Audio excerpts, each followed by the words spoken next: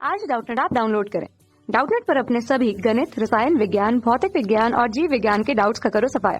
बस प्रश्न की फोटो खींचो, एक ही प्रश्न को क्रॉप करो और तुरंत वीडियो सोल्यूशन पाओ। अभी डाउनलोड करें। क्वेश्चन हमें दिया हुआ है कि 90 कंपन प्रति सेकंड की आवृत्ति का एक स्रोत, ठीक है, एक स्थिर श्रोता की ओर ध्वनि की सामान्य चाल की 1/10 गुनी चाल से चल रहा है या उसकी तरफ आ रहा है, तो श्रोता द्वारा सुनी गई यहाँ पर आवृत्ति कितनी होगी। जैसे ये समझाया गया हमें कि 90 कंपन प्रति सेकंड एक तरह से आवृत्ति हुई, एक स्रोत जो है ध्वनि स्रोत उत्पन्न करता है और वो स्रोत एक स्थिर श्रोता की ओर ध्वनि की चाल की 1/10 गुनी चाल से उसकी तरफ आ रहा है, मतलब वो श्रोता की तरफ जा रहा है। तो श्रोता द्वारा सुनी जाने वाली ध्वनि की आवृत्ति कितनी होगी। तो सबसे पहले अगर हम देख लें कि अगर हमने एक स्रोत मान रखा है तो उसे एस से प्रदर्शित किया जाएगा, ठीक है। स्रोत यहाँ पर है, स्रोत से एक नियत दूरी पर श्रोता मौजूद होगा, श्रोता को हम ऑब्जर्वर ओ से प्रदर्शित करते हैं, ठीक है। ये हमारे पास हुआ स्रोत और दूसरा यहाँ पर हमारे पास हुआ श्रोता, ठीक है। स्रोत और श्रोता के मध्य कोई एक नियत दूरी होगी, ये हम मान के चलते हैं। ध्वनि स्रोत है, ध्वनि उत्पन्न करता है तो उसके कुछ ना कुछ आवृत्ति होगी। ये जो आवृत्ति होती है उसे हम एन के रूप में प्रस्तुत करते हैं। ये कितना दिया हुआ है, ये हमें दिया हुआ है कंपन के रूप में 90 कंपन प्रति सेकंड के रूप में, ठीक है। इसे हम क्या बोलते हैं, इसे ही हम बोलते हैं 90 हर्ट्ज के रूप में, ठीक। इतना दिया है हमें एन का मान, ये तो हमारे पास इतना हुआ।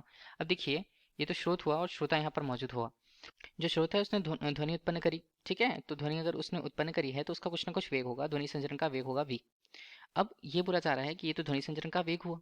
अब स्रोत जो खुद ही श्रोता की तरफ, श्रोता जो है वो स्थिर अवस्था पे है, तो अगर हम श्रोता के लिए उसके वेग को कहें तो उसे v के रूप में, ओ के रूप में कहा और इसका वेग का मान है 0, मतलब वो स्थिर अवस्था में है। हम स्रोत के लिए उसकी स्थिति को देखें तो v के रूप में, vs के रूप में उसका मान देखा जाएगा। vs के रूप में इसका मान कितना है, ये है 1/10 v के रूप में, मतलब ध्वनि संचरण के वेग का 1/10 गुना, ठीक है। तो इस तरह श्रोता द्वारा सुनी जाने वाली आवृत्ति का मान कितना होगा। तो यहाँ पर हम क्या उपयोग करेंगे, डॉपलर के प्रभाव का उपयोग करेंगे। डॉपलर प्रभाव के अनुसार श्रोता को प्राप्त होने वाली आभासी आवृत्ति का मान एन डैश होगा। तो एन डैश का मान यहाँ पर कितना, स्वाभाविक आवृत्ति या वास्तविक आवृत्ति का मान एन, और इस तरफ ऊपर देखें हम तो श्रोता के सापेक्ष ध्वनि स्रोत की आवृत्ति वो कितनी होगी, v ऋण 0। 0 क्यों, v नॉट का मान था, ठीक।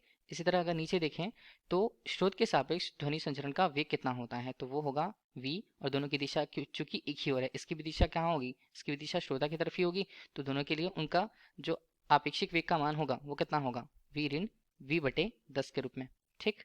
ये हमारे पास हुआ। हमें किसका मान चाहिए, हमें एन डैश का मान चाहिए। एन का मान हमारे पास कितना है, 90 हर्ट्ज है। इस तरह v का मान हमारे पास v ही हुआ, और नीचे अगर हमने इसके मान को हल किया तो ये हमारे पास बनता है 9v/10 के रूप में, तो 10 हम ऊपर ले गए, ठीक। v और v का मान कैंसिल हो गया, 9 का मान यहाँ पर कटा तो एन डैश का मान यहाँ पर कितना हो जाता है, मान प्राप्त होता है 100 हर्ट्ज के रूप में, ठीक है। और यही हमारे लिए प्रश्न का उत्तर होगा, ठीक है। धन्यवाद। कक्षा 6 से 12वीं से लेकर नीट, IIT, JEE वो एडवांस के लेवल तक 1 करोड़ से ज्यादा छात्रों का भरोसा। आज ही डाउनलोड करें डाउटनेट ऐप या व्हाट्सएप करें अपने सारे डाउट्स 8400 400 400 पर।